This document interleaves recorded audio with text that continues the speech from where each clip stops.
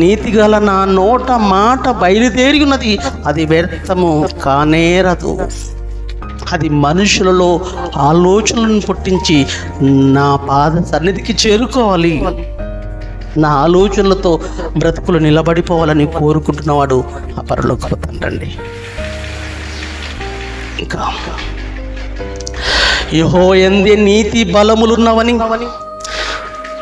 ఆ దేవదేవుడు యందే నీతి బలములున్నవని జనులు నన్ను గూర్చి చెప్పుదురు. అలాంటి స్థితిలోనికి రాగలగాలి నా పిల్లలు, చెప్పుదురు. ఆయన యుద్ధకే మనుషులు వచ్చేదరు. ఆయన మీద కోపపడిన వారందరూ సిగ్గుపడుదురు. ఒకరోజు సిగ్గుపడతారు. ఆ దేవదేవుడిని నా మేము తిట్టింది, ఆ దేవదేవుడిని నా మేము కోపించుకున్నది, ఆ దేవుడిని మేము పట్టించుకోలేదా, ఆ దేవదేవుడి మాటలను పక్కన పెట్టేశామా, ఆ దేవదేవుడి మాటలను పెడిచెవిన పెట్టేశామా, ఆ దేవదేవుడికి మేము ఈపు చూపించామా అని ఒకరోజు సిగ్గుపడే పరిస్థితి వస్తుంది వాళ్ళకు. ఎప్పుడు? ఈ లోకాన్ని వదిలిపెట్టిన తర్వాత సిగ్గుపడుదురు.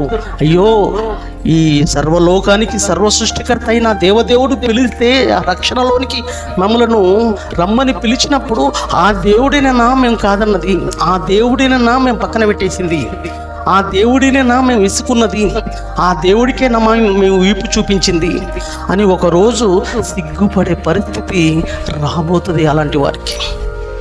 ఎక్కడ? రేపు ఈ జీవితం వదిలిపెట్టిన తర్వాత, ఆత్మలుగా వదిలిపెట్టిన తర్వాత దేవుడు ఎవరు తెలిసిపోతుంది ప్రియమైన దేవుని వాళ్ళను. అప్పుడు ఏదో మీకు అర్థం అయిపోతుంది. అప్పుడు సిగ్గుపడదురు. అప్పుడు ఏం చేసేది లేదు ప్రియమైన దేవుని వాళ్ళను. ఈ జీవితంలో ఉన్నప్పుడే, ఈ బ్రతుకులో ఉన్నప్పుడే దేవుడిని తెలుసుకొని దేవుని